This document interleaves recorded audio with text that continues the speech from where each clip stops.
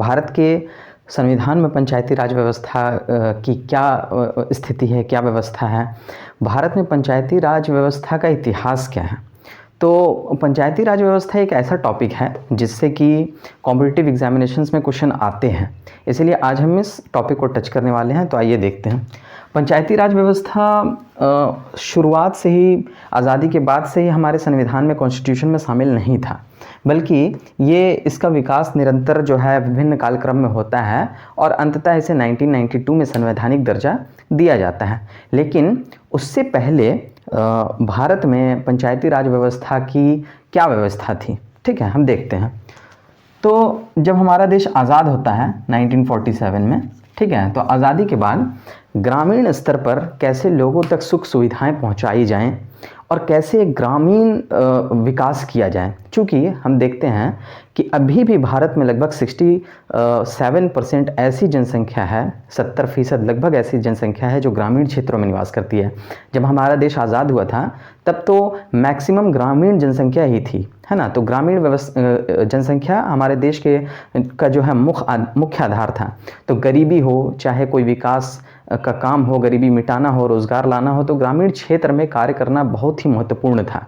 तो ग्रामीण क्षेत्र में कार्य करने के लिए पंचायती राज व्यवस्था की आवश्यकता थी। इसलिए पंचायती राज व्यवस्था को जो है, जब हमारा देश आज़ाद हुआ 1957 में और 1950 को जब संविधान लागू हुआ, जब संविधान लागू हुआ तो इसमें एक प्रावधान किया गया। वो प्रावधान था डीपीएसपी। डीपीएसपी संविधान में एक पार्ट है ना, भाग 4 के अंतर्गत इसके कहते हैं directive principle of state policy, यानी राज्य के नीति निदेशक तत्व। राज्य के नीति निर्देशक तत्व। इस डीपीएसपी में, राज्य के नीति निदेशक तत्व में एक अनुच्छेद जोड़ा गया, एक आर्टिकल जोड़ा गया, आर्टिकल 40। और इसमें कहा गया कि राज्य यानी सरकार ग्रामीण विकास के लिए एक व्यवस्था ऐसी करेगा कि जिससे ग्रामीण विकास हो, है ना, ग्रामीण क्षेत्र में कार्य हो। और इस काम के लिए राज्य यानी सरकार पंचायती राज व्यवस्था का गठन करेगा। इसी आर्टिकल 40 में ये प्रावधान है कि राज्य पंचायती राज व्यवस्था का, यानी पंचायती राज का गठन करेगा, ठीक है। तो 26 जनवरी 1950 को जब हमारा संविधान लागू हुआ तब डीपीएसपी के अंतर्गत, यानी राज्य के नीति निदेशक तत्व के अंतर्गत, ये आर्टिकल 40 रखा गया। आर्टिकल 40 के अंतर्गत ये जो है व्यवस्था की गई कि सरकार पंचायती राज व्यवस्था का गठन करेगा। क्या इस प्रावधान के 1950 में हमारे कॉन्स्टिट्यूशन में आने के बाद ये प्रावधान लागू हो गया? नहीं, बिल्कुल तुरंत लागू नहीं हुआ, ठीक है। देखिए इसका विकास, इसका पंचायती राज व्यवस्था का विकास कैसे हुआ, हम ये देखने वाले हैं पहले तो। उसके बाद हम देखेंगे कि इसे संवैधानिक दर्जा कब मिला, और फिर हम देखेंगे कि पंचायती राज व्यवस्था से संबंधित जो 73वां संशोधन है उसमें क्या क्या प्रावधान किए गए हैं। तो देखिए, तो ये आर्टिकल जो है मेनली जो है सरकार को प्रोत्साहित करता है कि आप पंचायती राज व्यवस्था का गठन करिए और पंचायतों को मजबूत करिए। तो अब देखिए क्या हुआ, 1950 के बाद 1952 में जवाहरलाल नेहरू के नेतृत्व में जब जो है सरकार 51-52 में, चूँकि वो प्रधानमंत्री 1947 से ही हैं, लेकिन प्रथम जो लोकसभा चुनाव हुई उसके बाद 1952 में उन्होंने एक कार्यक्रम लाया, है ना, जिसका नाम था सामुदायिक विकास कार्यक्रम, है ना, CDP। इसका नाम था common development CDP program. Common development program मतलब सामुदायिक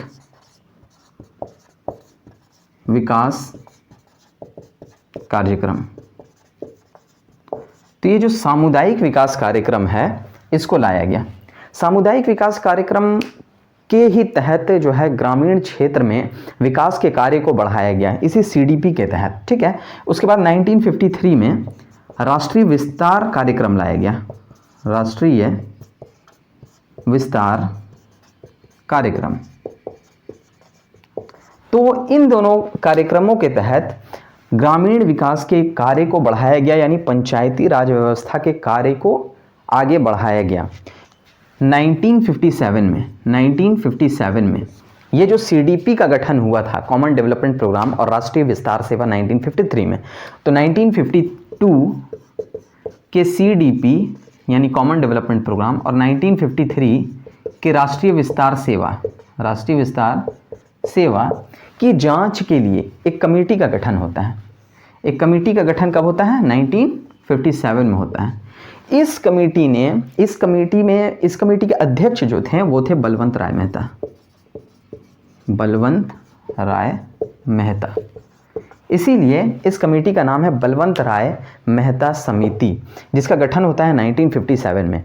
और इस समिति ने अपनी रिपोर्ट दी, ठीक है, जांच किया कि कैसे सीडीपी और राष्ट्रीय विस्तार सेवा के तहत ग्रामीण विकास क्या सही से कार्य कर रहा है, वर्किंग में है, फंक्शन सही हो रहा है। उसके बाद जो है बलवंत राय मेहता समिति ने एक जो है अपनी रिपोर्ट पेश की। बलवंत राय मेहता समिति है ना, समिति ने अपनी एक रिपोर्ट पेश की।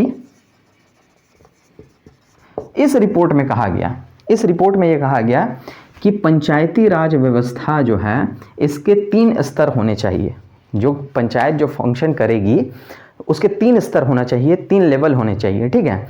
वो लेवल आज भी लागू है। तो पहला इन्होंने कहा कि ग्राम स्तर पर यानी गांव के स्तर पर एक पंचायत की जो व्यवस्था होनी चाहिए उसका नाम होना चाहिए ग्राम पंचायत, ठीक है। दूसरा प्रखंड स्तर पर होनी चाहिए, है ना, जिसका नाम होना चाहिए पंचायत समिति। और एक स्तर होना चाहिए जो कि तीसरा स्तर है, जो कि जिले के स्तर पर होनी चाहिए, जिला स्तर पर, जिसका नाम होना चाहिए जिला परिषद। तो ये जो व्यवस्था है ना, ये व्यवस्था लागू की गई जब इन्होंने रिपोर्ट सरकार को सौंप दिया 1957 में ही 1957 में ही जनवरी में इस कमेटी का गठन हुआ था। और इस कमेटी ने 1957 में ही दिसंबर महीने में अपनी रिपोर्ट सौंप दी थी। उसके बाद सरकार ने इस रिपोर्ट पर काम किया और जो है एक पंचायती राज व्यवस्था का मॉडल लागू किया गया, है ना, एक मॉडल लागू किया गया। और ये सबसे पहले राजस्थान के नागौर जिले में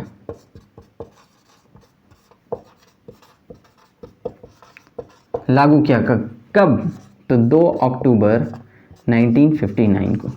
ये महात्मा गांधी का जन्मदिन भी है ना। तो 2 अक्टूबर 1959 को राजस्थान के नागौर ज़िले में पंचायती राज व्यवस्था की पहला मॉडल जो है लागू किया जाता है। और इसके बाद पंचायती राज व्यवस्था इस तरीके से आगे बढ़ती है। किस तरीके से? कि ग्रामीण स्तर पर एक ग्राम पंचायत का गठन किया जाएगा, प्रखंड स्तर पर पंचायत समिति, जिला स्तर पर जिला परिषद। जो व्यवस्था आज भी ग्रामीण क्षेत्रों में पंचायती राज व्यवस्था के अंतर्गत लागू है।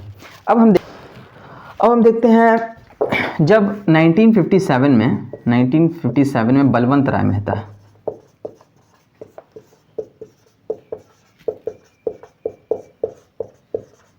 समिति का गठन होता है। उसके बाद में फिर 1977 में, देखिए 1957 में बलवंत राय मेहता समिति का गठन होता है और इन्होंने अपनी रिपोर्ट सौंपी। 2 अक्टूबर 1959 को राजस्थान के नागौर ज़िले में पंडित जवाहरलाल नेहरू ने पंचायती राज व्यवस्था को स्टार्ट किया। उसके बाद 1977 में यानी 1977 में जब जनता पार्टी की सरकार गठित होती है, किसकी? जनता पार्टी।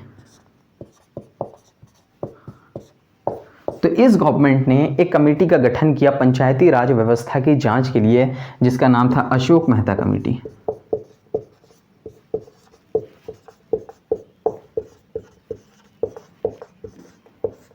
जिसका नाम था अशोक मेहता समिति।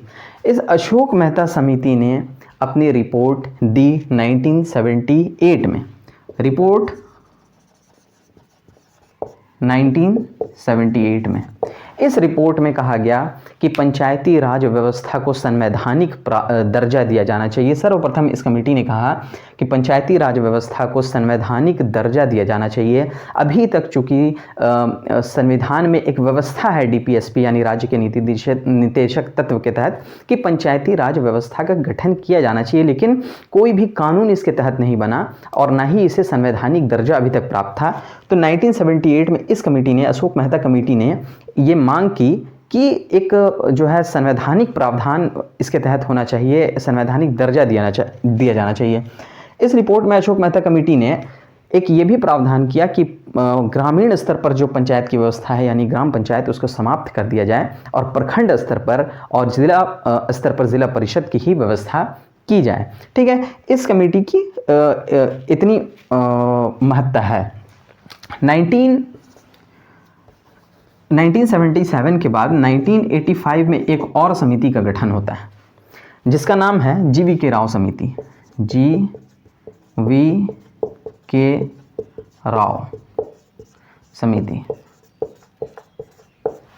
GV.K. राव समिति भी बहुत महत्वपूर्ण है पंचायती राज व्यवस्था से रिलेटेड, इसलिए क्योंकि इस समिति ने भी पंचायती राज व्यवस्था का अध्ययन किया। अभी तक यानी 1985 तक पंचायती राज किस तरीके से चल रही थी, किस प्रकार से वो जो है अपना फंक्शन कर रही थी, इसका अध्ययन इस समिति ने किया और इस समिति ने अपनी रिपोर्ट दी और इस समिति ने भी पंचायती राज व्यवस्था से संबंधित अहम जो है सुझाव दिया। और इन्होंने कहा कि पंचायती राज व्यवस्था अब बहुत दफ्तरशाही हो गई है और नौकरशाहीकरण इसका हो गया है, जिसके कारण पंचायती राज पंचायतों में यानी ग्रामीण स्तर पर विकास अवरुद्ध हो गया है। और इस कारण इस समिति ने जो है पंचायती राज व्यवस्था को बिना जड़ की घास कहा।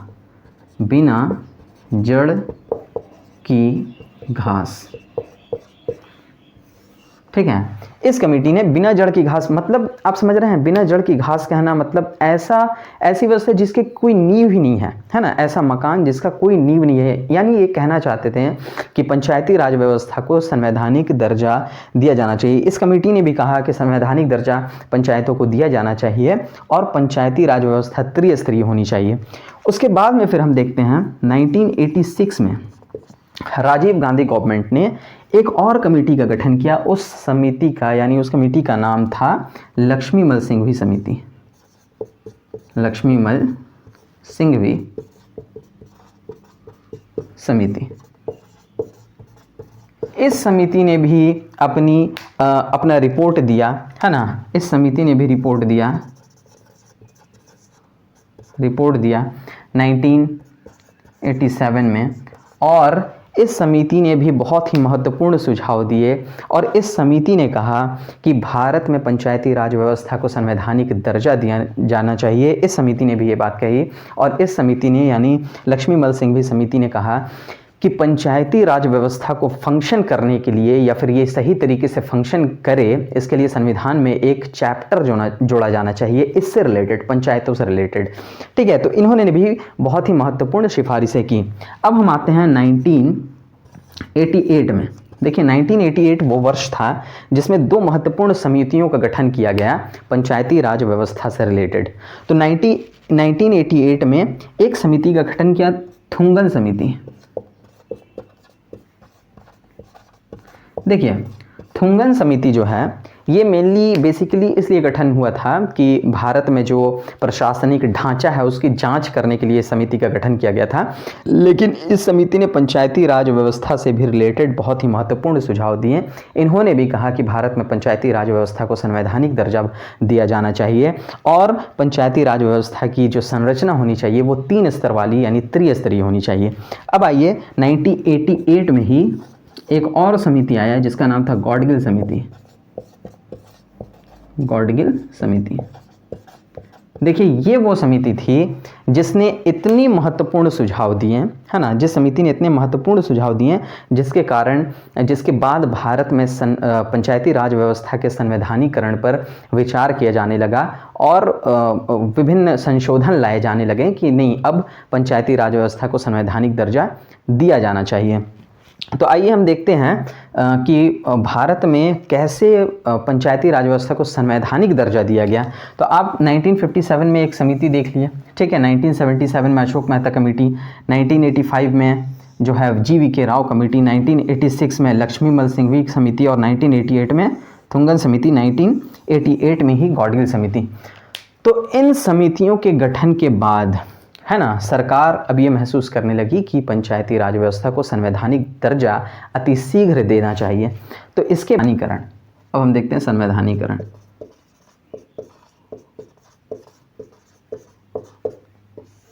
कैसे पंचायती राज व्यवस्था को संविधान का दर्जा, संवैधानिक दर्जा दिया गया, ये हम देखते हैं। तो संवैधानीकरण के तहत सर्वप्रथम 64वां संविधान संशोधन लाया गया। किसने लाया? राजीव गांधी गवर्नमेंट ने। राजीव गांधी गवर्नमेंट ने, राजीव गांधी गवर्नमेंट ने 64वां संविधान संशोधन 1989 में लाया और इसमें व्यवस्था की गई थी कि पंचायती राज, चूंकि संवैधानिक संशोधन था तो जाहिर सी बात है इसके तहत पंचायती राज व्यवस्था को संवैधानिक जो है दर्जा दिए जाने की कोशिश की गई थी, लेकिन किसी कारणवश ये जो है पारित नहीं हो पाया। लोकसभा में पारित होने के बाद राज्यसभा में ये पारित नहीं हो पाया। उसके बाद 1990 को वीपी सिंह ये प्रधानमंत्री थे 1990 में। 1990 में इन्होंने एक संशोधन 74वां संविधान संशोधन लाया, जिसके तहत ये प्रावधान था कि भारत में पंचायती राज व्यवस्था को संवैधानिक दर्जा अब जो है दिया जाए। और इन्होंने इस कार्य के लिए 1990 में ही राज्य के सभी मुख्यमंत्रियों की 2 दिवसीय बैठक बुलाई थी। उसके बाद ही ये निर्णय लिया गया था जो है कि पंचायती राज व्यवस्था से संबंधित एक संशोधन लाया जाएगा और इसे संवैधानिक दर्जा दिया जाएगा, लेकिन सरकार गिर गई और ये भी संशोधन पारित नहीं हो पाया। उसके बाद 1991 में जब पीवी नरसिम्हा राव के नेतृत्व में जब सरकार फॉर्म होती है, तब पीवी नरसिम्हा राव ने के गवर्नमेंट में एक संशोधन लाया जाता है 73वां संविधान संशोधन। इस 73वां संविधान संशोधन, यही 73वां संविधान संशोधन ऐसा संशोधन है जिसके तहत पंचायती राज व्यवस्था को संवैधानिक दर्जा भारत में दिया गया। और भारत में पंचायती राज व्यवस्था अभी भी जो कार्य कर रही है वो इसी 73वें संविधान संशोधन के तहत कार्य कर रही है और ये पारित हुआ 1992 में। 1992 में ये पारित हुआ 73वां संविधान संशोधन और पंचायती राज व्यवस्था जो है एक ऐसी निकाय बन गई जिसको संविधान के तहत जो है दर्जा प्राप्त था। और अब ये पंचायती राज व्यवस्था में कोई लचर प्रावधान या फिर कोई लचर व्यवस्था नहीं थी। अब इन्हें न्यायिक अधिकार प्राप्त थे, इन्हें जो है अपने संवैधानिक अधिकार मिल गए थे। तो अब देखते हैं हम कि ये 73वां संविधान संशोधन, तो आपने पहले देख लिया, आपने अभी तक देख लिया कि पंचायती राज व्यवस्था का क्या इतिहास है, कौन कौन सी समितियां गठित की गईं। उसके बाद संवैधानीकरण जो है वो कैसे किया गया, तो इसके लिए प्रयास हुए, है ना। 1989 में एक प्रयास हुआ राजीव गांधी गवर्नमेंट के द्वारा, फिर 1990 में एक प्रयास हुआ वीपी सिंह के द्वारा 74वां संविधान संशोधन, है ना, लेकिन ये भी किसी कारणवश पारित नहीं हो पाया। उसके बाद फिर 73वां संविधान संशोधन जो कि 92 में लाया गया, ये अंततः पारित हुआ और भारत में पंचायती राज व्यवस्था को संवैधानिक दर्जा दिया गया। तो देखिए, ये जो 73वां संविधान संशोधन है,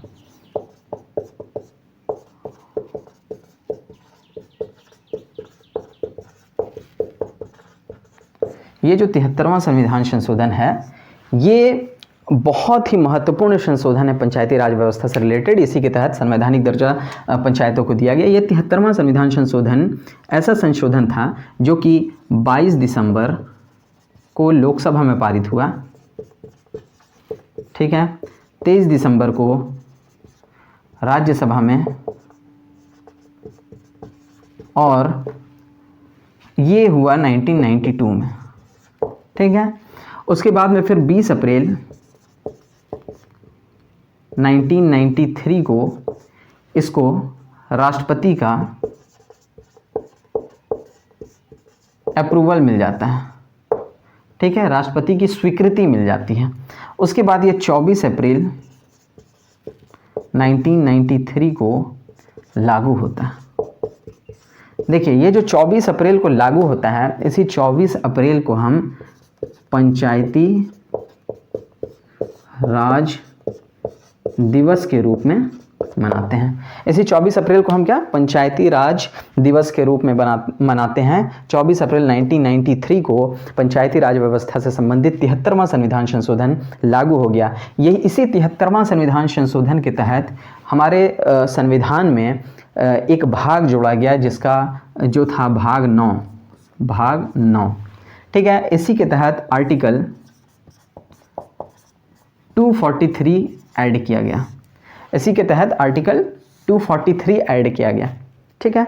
और जो है इसको संवैधानिक प्रावधान दिया गया। इसी 243 में 243A to 243O तक जो है इतने अनुच्छेद हैं, ABCDFGHI KLMNO, ठीक है, O तक, A to O तक प्रावधान है इसी 243 में, आर्टिकल 243 में, जिसके तहत पंचायती राज व्यवस्था के संबंध में विभिन्न प्रावधान किए गए हैं। तो 73वां संविधान संशोधन जो है वो लागू हुआ 24 अप्रैल 93 को। अच्छा हाँ, एक चीज़ और है कि भाग 9 आर्टिकल 243 और एक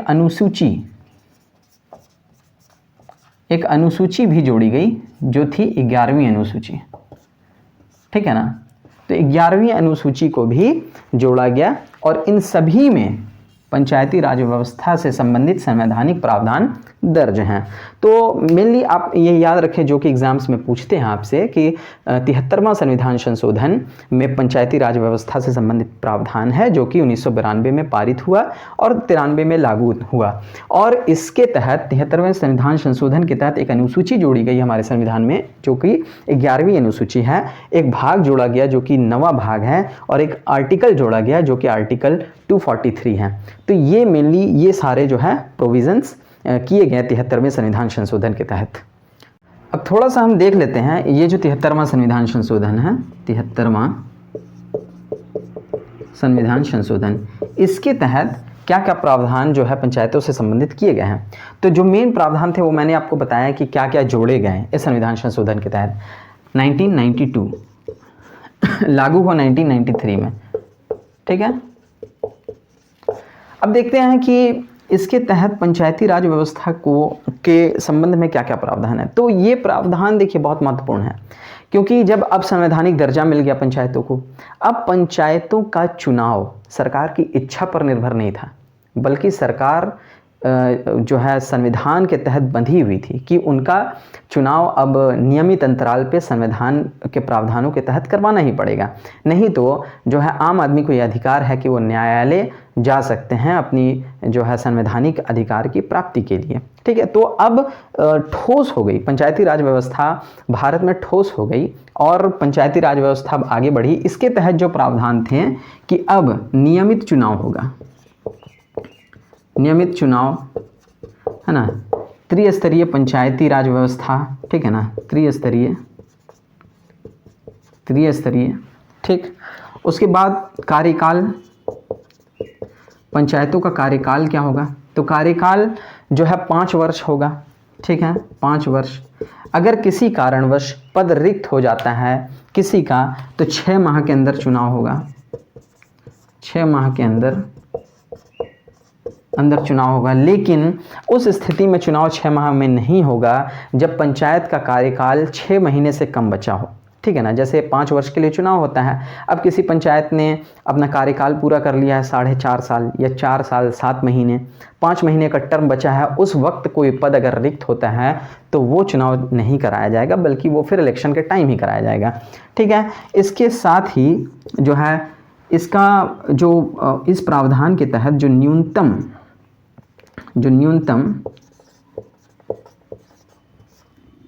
आयु होगा पंचायती राज व्यवस्था में चुनाव लड़ने के लिए, वो 21 वर्ष होगा, ठीक है। ये प्रावधान है इसमें। इसी संविधान संशोधन के तहत एक राज्य चुनाव आयोग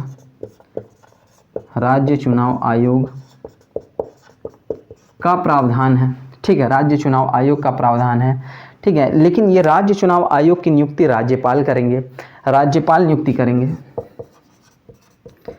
राज्यपाल नियुक्ति तो करेंगे लेकिन राज्यपाल हटा नहीं सकते हैं। राज्य चुनाव आयोग को पंचायती राज व्यवस्था के तहत सारे जो है जिम्मेदारियां सौंपी गई हैं चुनाव करवाने से संबंधित, और ये निष्पक्ष आयोग रहे इसके लिए ये व्यवस्था की गई है कि पंचायती राज्य चुनाव आयोग जो होगा, इसको जो है इसके जो आयुक्त होंगे, इसके जो मेंबर्स होंगे, उनको स्टेट गवर्नमेंट या राज्यपाल नहीं हटा पाएंगे, बल्कि इसको हटाने का प्रोसेस वही है जो कि उच्च न्यायालय के न्यायाधीश को हटाने की प्रक्रिया है, यानी संसद में 2/3 बहुमत से ही इसे हटाया जा सकता है, अन्यथा नहीं। ठीक है, पंचायती राज राज्य चुनाव आयोग की व्यवस्था की गई। इसी तरीके से राज्य वित्त आयोग की व्यवस्था की गई इसके अंतर्गत, जिसका कार्यकाल 5 वर्ष का होगा। इसकी नियुक्ति भी राज्यपाल करेंगे। इसके अंतर्गत एक अध्यक्ष और 2 सदस्य होंगे। हर स्तर पर चाहे वो पंचायत हो, चाहे वो ब्लॉक स्तर पर हो, प्रखंड स्तर पर या फिर जिले के स्तर पर हो, महिला आरक्षण होगा, 1/3 आरक्षण होगा। और इसके अलावा SC ST का भी आरक्षण होगा, है ना। इसके अलावा SC ST का भी आरक्षण होगा। इसके साथ ही साथ आरक्षण के साथ ही साथ जो है ऐसे भी प्रावधान कुछ हैं जो कि पंचायती राज व्यवस्था को मजबूत करते हैं, जिसकी चर्चा जो है आर्टिकल, जैसा कि मैंने बताया, आर्टिकल 243 में की गई है। तो आर्टिकल 243 क्लॉज ABCD जो हैं वो हम एक और क्लास इसके लिए बनाएंगे, और उस क्लास में साथ ही साथ पेशा अधिनियम की भी चर्चा की जाएगी। पेशा यानी panchayat extension to scheduled area, है ना। जहाँ पर बहुत ज़्यादा जनजाति निवास करते हैं, वहाँ पे पंचायती राज व्यवस्था का एक प्रावधान पेशा 1996 में लागू किया गया, तो उसकी भी हम अध्ययन करेंगे। लेकिन देखिए, महिला आरक्षण तो 1/3 है, लेकिन बहुत सारे स्टेट्स जो हैं अभी महिलाओं को 50% यानी आधे सीट पर 50% सीट पर आरक्षण दे रहे हैं। तो 50% आरक्षण देने वाला पहला स्टेट जो वो है बिहार था। इसी तरीके से झारखंड में भी अभी 50% महिलाओं को आरक्षण है। बहुत सारे ऐसे स्टेट हैं जो आरक्षण है।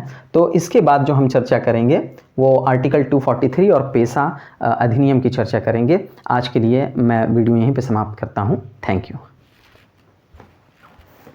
Please subscribe, please share, and please like.